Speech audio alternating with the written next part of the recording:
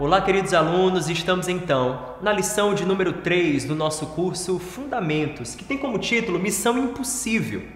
O Evangelho de João, capítulo 16, verso 7, nos fala, palavras de Jesus, mas eu afirmo que é para o bem de vocês que eu vou. Se eu não for, o conselheiro não virá para vocês, mas se eu for, eu o enviarei.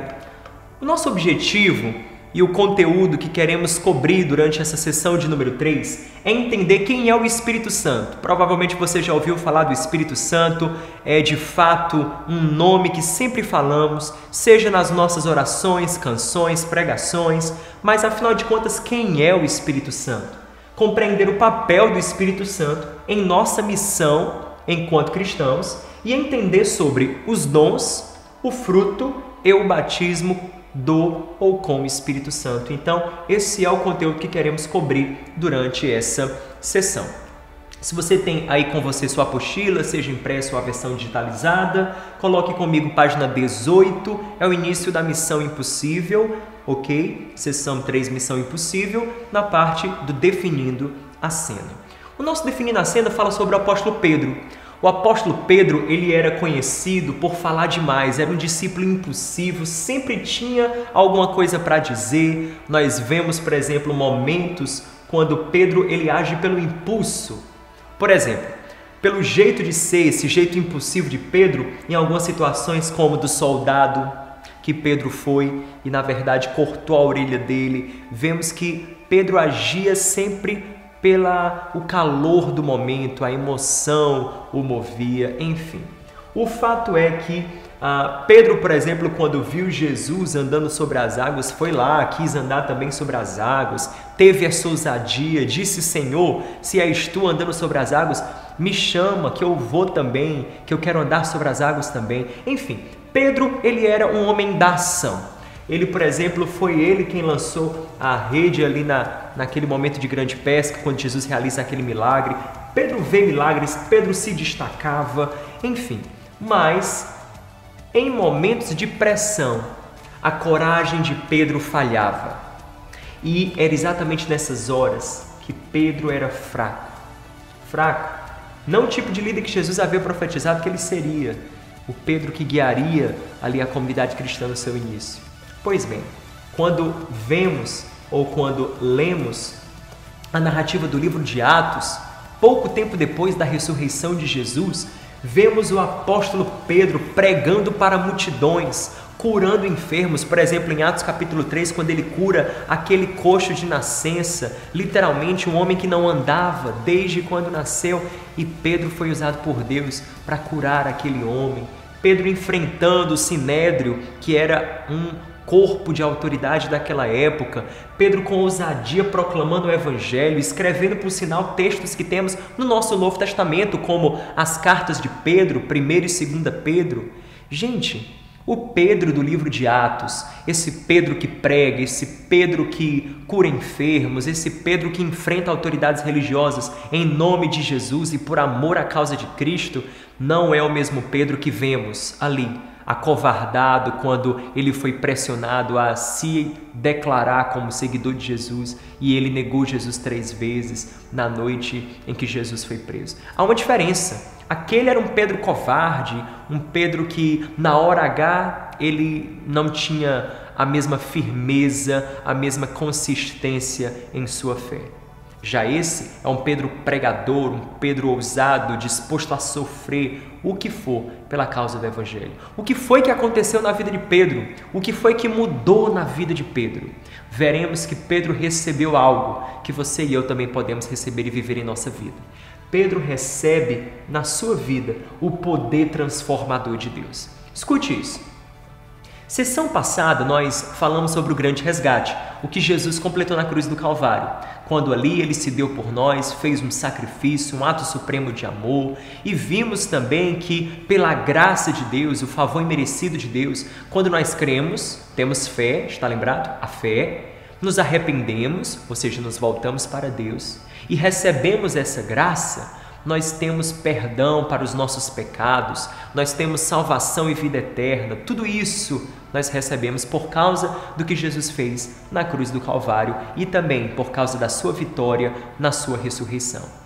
Perdão e vida eterna são presentes maravilhosos, mas ser salvo não é apenas ser perdoado, não. É mais, ser salvo é experimentar o poder transformador de Deus em nossas vidas. Poder transformador que Pedro experimentou na vida dele, ao ponto dele deixar de ser o Pedro que era movido pelos momentos e emoções para ser um Pedro que era firme, convicto e ousado. Um Pedro comprometido com a causa de Cristo. Esse poder transformador é o que falaremos exatamente nessa sessão chamada Missão Impossível. A nossa sessão focando na página 19 fala um pouquinho do como esse poder transformador veio até os discípulos. Fala sobre a pessoa do Espírito Santo. Bom, os apóstolos eles haviam testemunhado o maior milagre de todos os tempos. Jesus havia ressuscitado. Era motivo de muita esperança, motivo de muita alegria. Jesus anuncia então ali para os discípulos, depois que ele ressuscita, que eles deveriam aguardar em Jerusalém. E aguardar por quê em Jerusalém? Aguardar em Jerusalém até que se cumprisse o dia de Pentecostes, quando o Espírito Santo iria vir sobre os discípulos. Jesus prometeu, esperem, não disse quando, mas disse esperem, porque ele virá. O Espírito de Deus, o Espírito Santo virá. Pois bem, no dia de Pentecostes, ao se cumprir o dia de Pentecostes, e lembre, Pentecostes era uma festa que os judeus celebravam todos os anos. É uma festa que se dá 50 dias depois da Páscoa. Nesse dia de Pentecostes, a palavra fala, em Atos capítulo 2, verso 1, que o Espírito Santo de Deus veio e encheu aquele lugar. Abra comigo a sua Bíblia no livro de Atos. Atos capítulo 2, verso 1, e leia esse texto comigo. Ao cumprir-se o dia de Pentecostes, estavam todos reunidos no mesmo lugar. De repente veio do céu um som, como de um vento impetuoso, encheu toda a casa onde estavam assentados e apareceram distribuídas entre eles línguas como de fogo, pousou uma sobre cada um deles. E todos ficaram cheios do Espírito Santo e passaram a falar em outras línguas, segundo o Espírito lhes concedia que falassem. Pense comigo, naquele momento todos ficaram cheios, tomados pelo poder do Espírito Santo. O Espírito de Deus veio, eles começaram a falar em outras línguas, pessoas de outras nações que estavam ali por perto começaram a ouvir aquilo que os discípulos falavam e entendiam, viam eles falando as maravilhas de Deus nas línguas deles. Um milagre maravilhoso. O dia de Pentecostes foi esse dia aonde o Espírito de Deus veio. E Pedro apóstolo, após esse momento, começa a pregar, e quando ele prega, Pedro explica o que acontece. E vemos que quando as pessoas falam em outras línguas, mostram-se de certa forma embriagadas, como o texto coloca, que alguns pensavam que os discípulos estavam embriagados, na verdade eles estavam cheios do poder do Espírito Santo, uma emoção que não podia ser contida. Pedro explica o que estava acontecendo. Ele diz que isso era a vinda do Espírito Santo, o cumprimento de uma promessa que Deus havia feito através do profeta Joel. Joel capítulo 2, versículo 28 a 32, há uma promessa, uma profecia. O profeta Joel disse: eis que nos últimos dias, assim diz o Senhor, derramarei o meu espírito sobre toda a carne. Veja, o profeta Joel, um profeta do Antigo Testamento, havia profetizado sobre um dia quando Deus, o Todo-Poderoso, derramaria do seu espírito, colocaria seu espírito sobre todas as pessoas e não apenas sobre um ou outro. E era o que estava acontecendo. Todos aqueles que acreditavam e confiavam plenamente em Jesus estavam recebendo o Espírito Santo de Deus. Bom, tendo dito isso, vamos agora para a sessão para discutir e vamos entender um pouco da obra do Espírito Santo, quem é e o que o Espírito faz. Primeiro, Jesus e a promessa do Espírito Santo. Afinal de contas, qual a promessa de Jesus acerca do que o Espírito Santo faria por nós? Qual a promessa? O que Jesus disse sobre o Espírito Santo? Convido você para ler comigo João, capítulo 16. João, capítulo 16.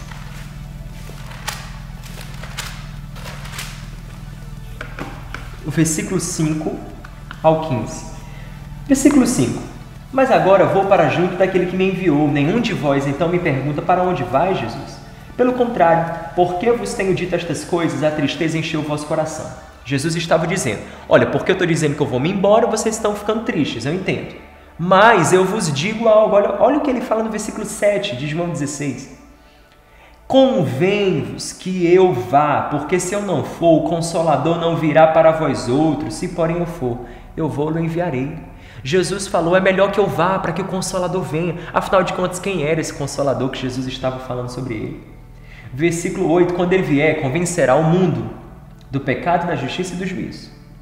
Do pecado, porque não crê em mim; da justiça, porque vou para o Pai, e não me vereis mais; do juízo, porque o príncipe deste mundo já está condenado. Tenho, porém, muito que vos dizer, mas vós não podeis suportar agora. Quando vier, porém, o Espírito da verdade, ele vos guiará toda a verdade. Não falará por si mesmo, mas dirá tudo o que tiver ouvido e vos anunciará as coisas que hão de vir. Ele me glorificará, porque há de receber do que é meu e vou-lo há de anunciar. Tudo quanto o Pai tem é meu, por isso é que vos diz que há de receber do que é meu e vou-lo há de anunciar.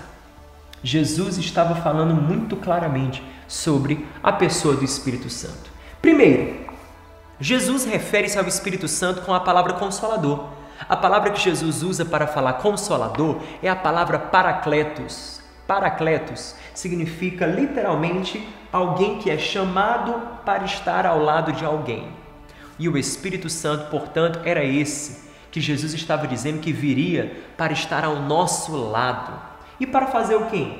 Para fazer o quê? Nas palavras de Jesus, primeiro, ele iria nos ajudar, o Espírito Santo nos ajudaria na nossa caminhada. Esse é o primeiro ponto que nós vemos. Ele iria nos ajudar na nossa caminhada, porque ele convenceria, por exemplo, os seres humanos do pecado. O versículo de número 8 e 9 fala sobre isso. Ele convence o mundo do pecado, da justiça e do juízo. É o Espírito quem convence as pessoas de que elas precisam de Deus, de que estão separadas de Deus e que precisam de conversão e transformação de vida. É o Espírito Santo quem nos convence do nosso pecado. E mais, o Espírito Santo, segundo Jesus, você lembra que nós lemos? Ele é o Espírito da verdade, versículo 13. Ele é o Espírito da verdade que vos guiará a toda a verdade. Então, o Espírito nos guia a toda a verdade. O Espírito Santo é aquele que ajuda você a cada dia andar mais perto de Deus, andar na palavra de Deus, andar em obediência a Jesus. É o Espírito Santo quem ajuda você a viver na prática o Evangelho. E mais, o Espírito Santo é aquele que nos revela quem o Pai é. Olha que interessante, Jesus tinha dito para os discípulos: gente, há muito mais para falar para vocês, mas vocês não vão conseguir entender e absorver agora. O Espírito Santo virá e quando ele vier, ele vai revelar muito mais a vocês. Que coisa maravilhosa é saber que o Espírito Santo de Deus revela as maravilhas do Pai. O Espírito Santo aprofunda nossa intimidade com o Pai. E mais, como Jesus mesmo disse, o Espírito não falará para vocês nada que é dele mesmo, não. O Espírito só vai falar o que vem do Pai, o que vem de mim, Jesus Cristo. Ou seja, o Espírito Santo nos ajuda a conhecer mais do Pai e mais de Jesus. Entende? O Espírito Santo nos aproxima de Deus. Bom, Jesus, portanto, falou que o Consolador viria, o Espírito Santo viria e que ele faria isso. Ele seria esse alguém que estaria ao nosso lado. O Espírito Santo não é, portanto, uma força, nem uma energia. Não. Ele é uma pessoa, pelo menos é isso que nós estudamos. Exatamente no final da tua página 19, você tem alguns versículos que vão mostrar que através da Bíblia, o Espírito Santo não é mostrado como uma força ou energia. O Espírito Santo, ele é de fato divino, tão divino quanto o Pai e o Filho. Ele é a a terceira pessoa da Trindade. O Pai, o Filho e o Espírito Santo. E sendo a terceira pessoa da Trindade, ele pensa, sente, tem vontade, e ele foi enviado para as nossas vidas pelo Pai, para nos ajudar a ter uma íntima comunhão com Jesus. Então, não entenda o Espírito Santo como uma sensação, como um arrepio, não. O Espírito Santo é a terceira pessoa da Trindade. Ele é divino como Pai, divino como Jesus. Ponto de número 2 da nossa sessão para discutir. Vamos falar agora sobre o novo nascimento. Afinal de contas, o que é nascer de novo?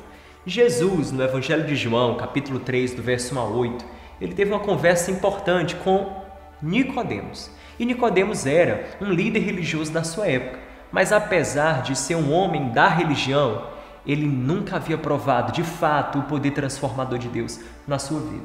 Jesus, por exemplo, em João 3, você pode acompanhar comigo na sua Bíblia, verso 5, Ele diz assim: respondeu Jesus: em verdade te digo, quem não nascer da água e do Espírito não pode entrar no reino de Deus. O que é nascido da carne é carne, o que é nascido do Espírito é Espírito. Não te admires de eu te dizer, importa-vos nascer de novo. Jesus estava falando a Nicodemos: Nicodemos, você precisa ter essa experiência de nascer de novo, de nascer do Espírito. Afinal de contas, o que é nascer de novo? Qual o papel do Espírito Santo nisso? O novo nascimento é uma obra sobrenatural do Espírito Santo, que torna possível ao homem viver de acordo com a vontade de Deus. Você lembra que falamos que o ser humano, por causa do pecado, tem uma natureza caída, corrompida? Ou seja, nós, seres humanos, somos propensos ou temos a tendência de viver uma vida que não agrada a Deus. Temos a tendência de viver uma vida longe de Deus, não uma vida de acordo com a vontade de Deus. Estamos mortos espiritualmente, mas quando recebemos Cristo como Salvador das nossas vidas, lembra? Fé, arrependimento, graça e salvação. Quando pela fé, através do arrependimento, recebemos a graça e temos acesso a essa salvação oferecida pela cruz do Calvário, então, recebemos o Espírito Santo, que vem habitar em nós e trazer vida a nós. Ele tira a nossa vida da morte espiritual para a vida espiritual.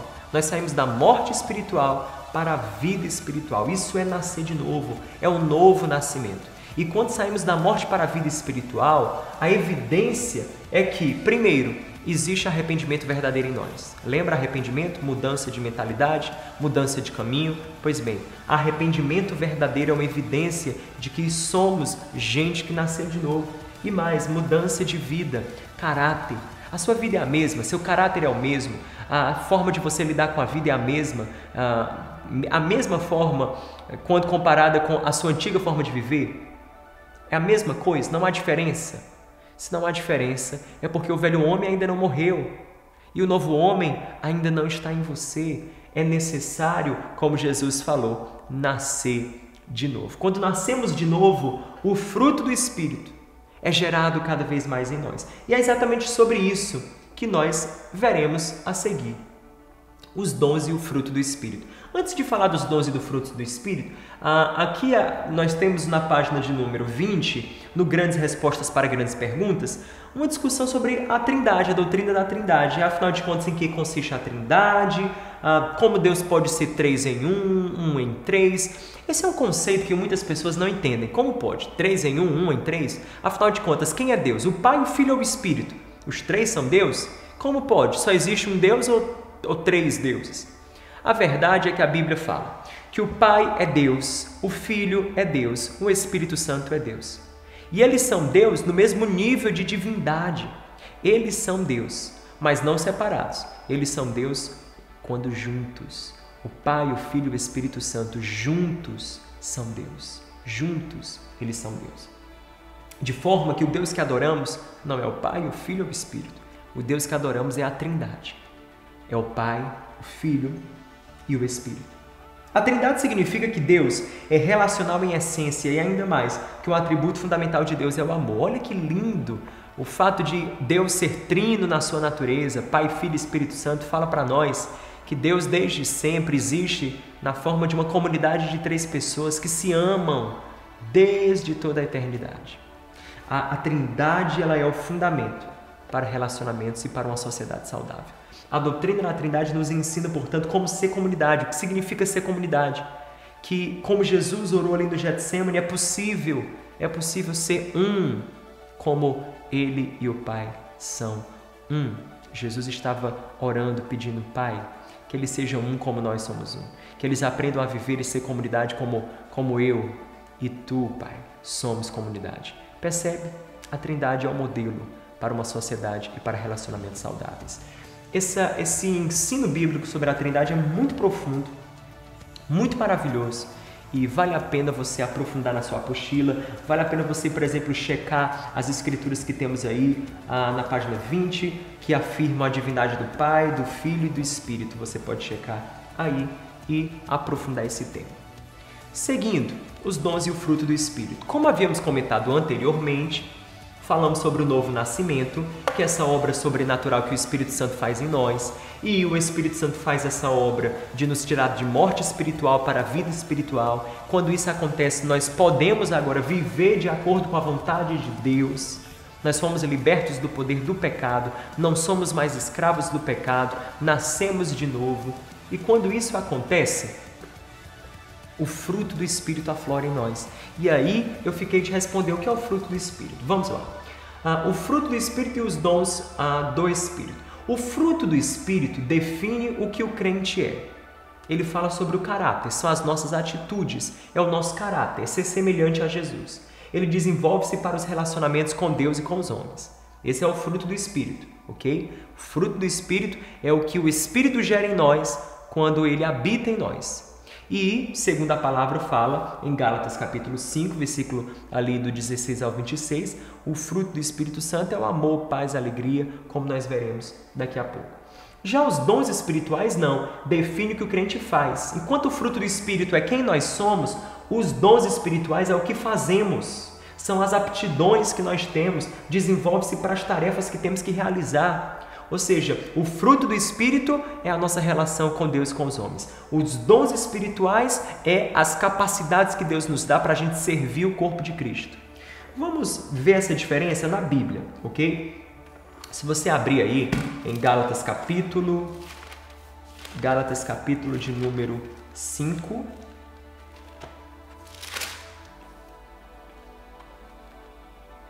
versículo 22, mas o fruto do Espírito é amor, alegria, paz, longanimidade, benignidade, bondade, fidelidade, mansidão, domínio próprio. Contra essas coisas não há lei. O que Paulo aqui fala, portanto, é que quando o Espírito está em nós, o resultado que é gerado é um conjunto de virtudes e qualidades.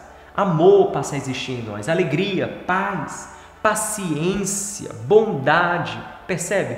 Tudo isso surge na vida de quem tem o Espírito Santo operando dentro de si.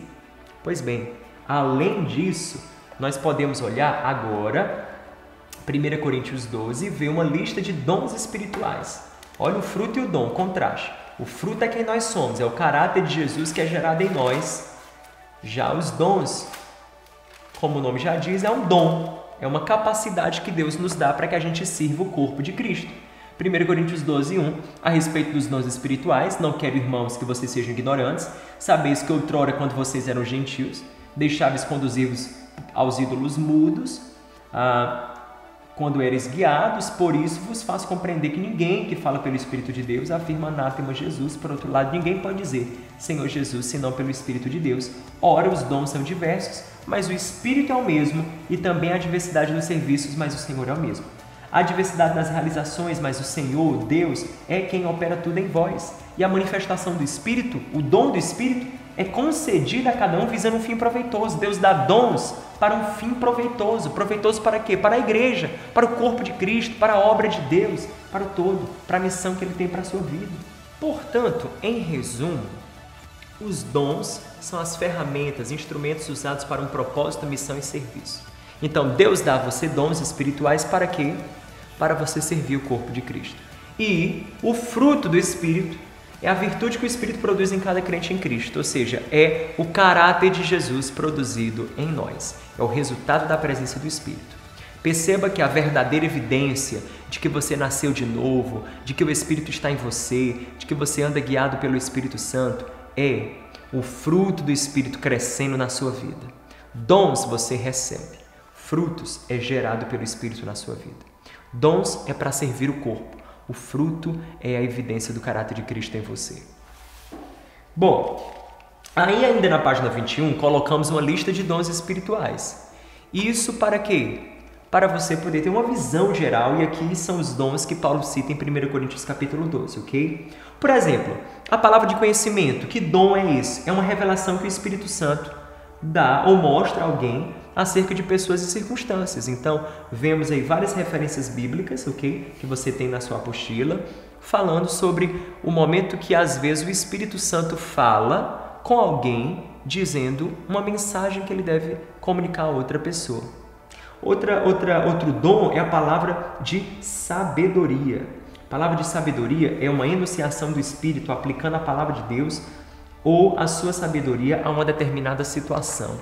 Então, é Deus inspirar você com uma sabedoria que é do céu. Quando alguém fala algo que é um insight tão poderoso que só Deus poderia ter revelado àquela pessoa. É uma palavra de sabedoria. Fé, cura, operação de maravilhas. Aqui são dons que Paulo vai citando. A fé, que é uma fé sobrenatural, a cura, por exemplo, Deus pode usar pessoas, sim, para curar enfermidades de outros, para operar maravilhas. A profecia, que é uma capacidade sobrenatural que o Espírito Santo dá a alguém para transmitir uma mensagem que ela é completamente inspirada por Deus. É uma palavra que vem de Deus. Discernimentos de espírito ou ainda o dom de línguas, que nós estudaremos agora há pouco, tá bom? Já já a gente vai daqui a pouco abordar esse assunto. O batismo no ou com o Espírito Santo é o último tópico dessa nossa aula, que é a aula de número 3, a missão impossível. O batismo no Espírito Santo. Qual a diferença entre você receber o Espírito Santo na sua salvação e receber o batismo no Espírito Santo mais tarde? Bom, se você der uma lida em alguns textos, por exemplo, Atos capítulo 1, verso 8, Atos 8, 5 ao 24, enfim, alguns textos, você vai ver a diferença que acontece. Qual a diferença entre receber o Espírito Santo na salvação, receber o batismo como Espírito Santo e ser cheio do Espírito Santo? Bom, vamos lá. E aqui eu quero que você consiga compreender um ponto importante da nossa aula. Quando nos tornamos cristãos, o Espírito Santo vem viver em nós. Somente pelo Espírito Santo podemos ser chamados filhos de Deus. Romanos capítulo 8, versículo 15 a 16 diz que todos aqueles que são guiados pelo Espírito, esses são os filhos de Deus.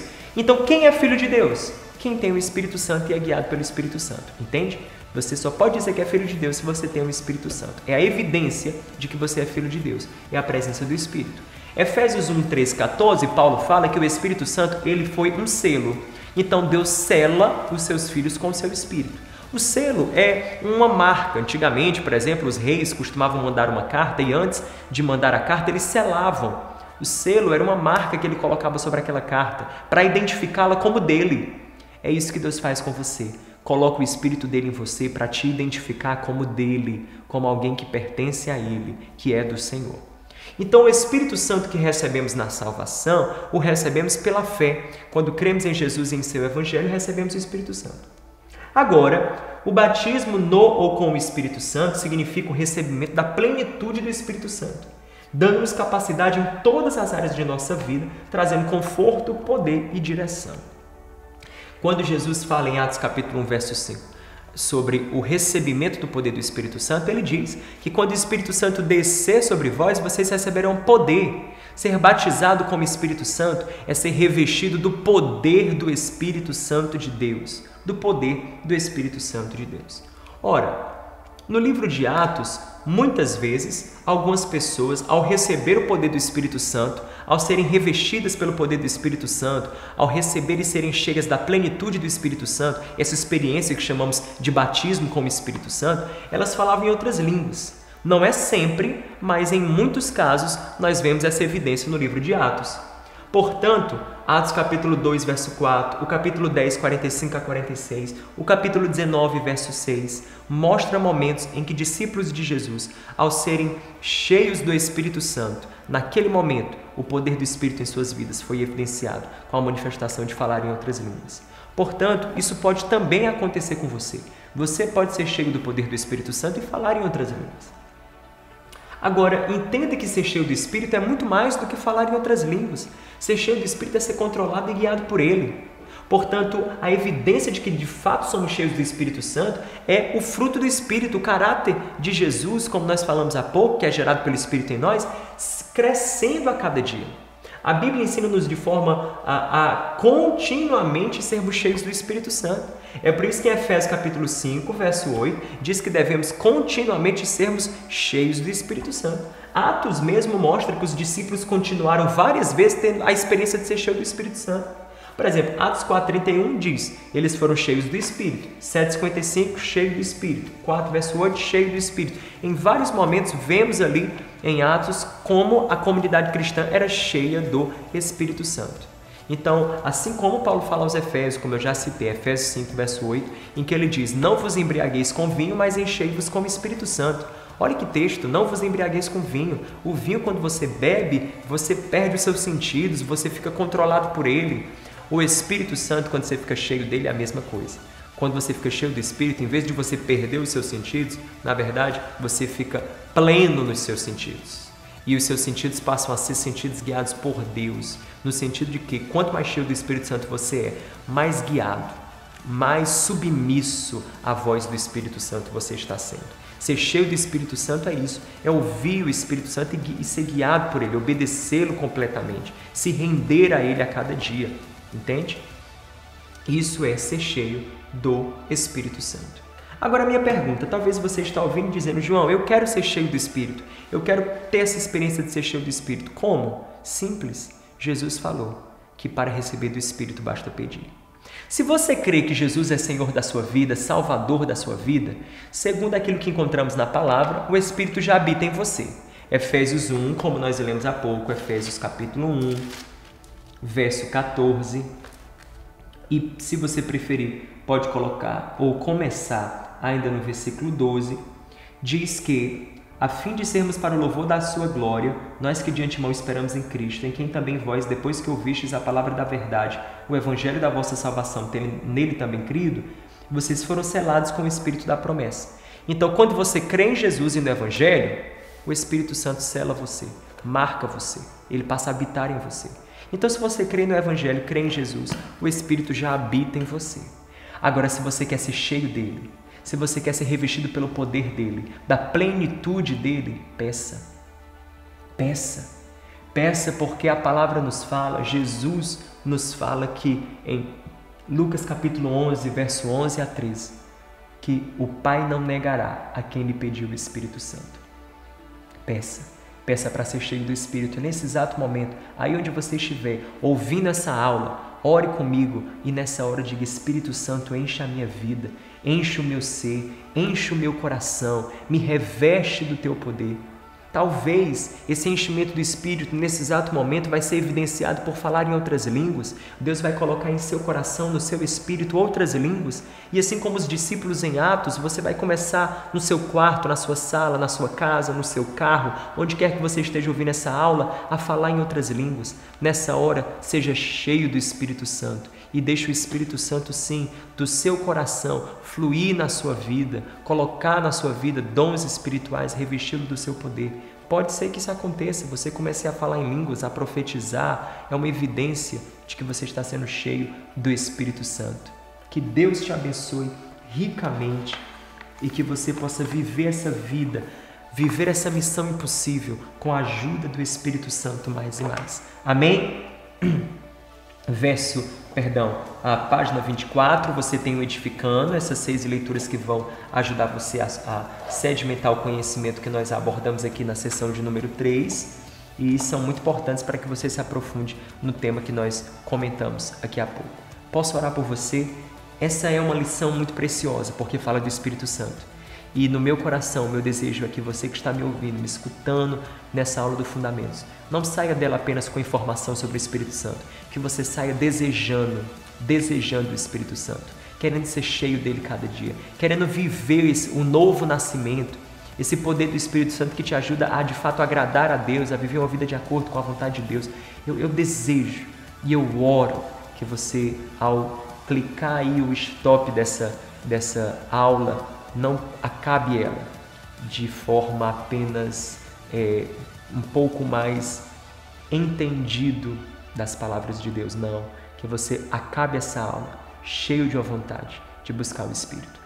Amém? Vamos orar. Espírito de Deus, eu oro, onde estiver alguém ouvindo essa aula nesse momento, que o Senhor toque com o teu poder nessa hora, que o Senhor, ó Deus, derrame a tua vida, que o Senhor encha com o teu Espírito Santo. Eu oro agora, Senhor, ó Deus, onde estiver essa pessoa, ó Deus, todo o coração e mente seja agora inundado pelo poder do Teu Espírito Santo. Eu oro que ela receba da graça, eu oro que ele receba do Teu poder, da Tua vida, que ele viva um novo nascimento. A vida de Deus agora enche essa pessoa, quebrando todo o poder do pecado, ajudando ele, ela, cada pessoa, Deus, a viver uma vida de acordo com Tua vontade, ó Deus, com Teu caráter, gera o fruto do Teu Espírito, ó Deus, que o governo, o domínio próprio, ó Deus, o governo do Senhor se estabeleça no seu coração, que você seja cada dia mais semelhante a Jesus pelo poder do Espírito Santo que te muda, te transforma, te santifica, em nome de Jesus Cristo. É isso que eu oro, pelo poder do Espírito Santo, que ele venha, que ele encha, que ele transborde na sua vida, que você seja batizado com o Espírito, dons espirituais sejam dados a você, que o poder do Espírito te revista, te empodere, te impulsione a cumprir essa missão impossível. Em nome de Jesus. Amém? Que Deus te abençoe.